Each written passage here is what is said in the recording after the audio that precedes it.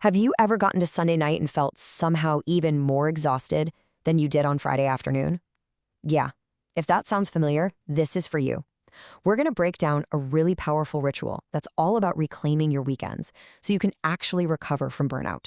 This quote, it just hits the nail on the head, doesn't it? We think we're resting, but what are we really doing? Our brains are just jumping from work emails to figuring out dinner to mindlessly scrolling social media. We're never truly off.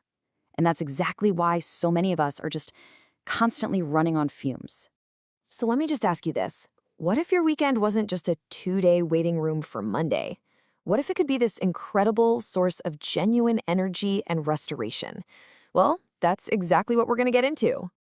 All right, to fix this, we've got to name the problem, and it's something we can call the weekend burnout loop. You know, that cycle that feels super busy, but also like you're not getting anything meaningful done? I mean, does this sound familiar? You slam the work laptop shut, only to immediately open your phone. You're trying to cook, but you're also scrolling, you're half listening to something else. You're never really there. And the result? Yeah, you hit Monday morning and your battery is already blinking red. Okay, so how do we break out of that loop? The solution is to give your weekend an anchor, some kind of predictable, grounding structure. Let's talk about the weekend reset. Now, what's really important here is what this isn't. This is not about performing some kind of perfect wellness routine for Instagram. The key words here are realistic and repeatable. It's just a simple framework, not another set of rigid rules to stress you out. And this isn't just a random collection of nice things to do. The whole thing is built on solid science. It's literally designed to help regulate your nervous system, to shift you out of that constant fight or flight mode from the work week and into a rest and digest state. That's where real recovery happens. So here they are, the 4 big pillars that make this work. First, you've got movement and nature. This literally helps lower your stress hormones. Then there's heat therapy, like a sauna, which is amazing for easing physical tension. We follow that with a little cold exposure, a seriously powerful way to build up your resilience to stress. And finally, and this one is huge, social connection. It's just absolutely essential for bouncing back. Okay, so we've covered the what and the why. Now let's get into the how. Let's walk through what this looks like day by day. You could seriously start this weekend. Friday is all about creating a clean break from work. It starts with a little closing ritual. Just dump all those leftover work thoughts onto a piece of paper so you can mentally log off. Then some gentle movement, maybe a warm bath or quick sauna, and a phone-free meal.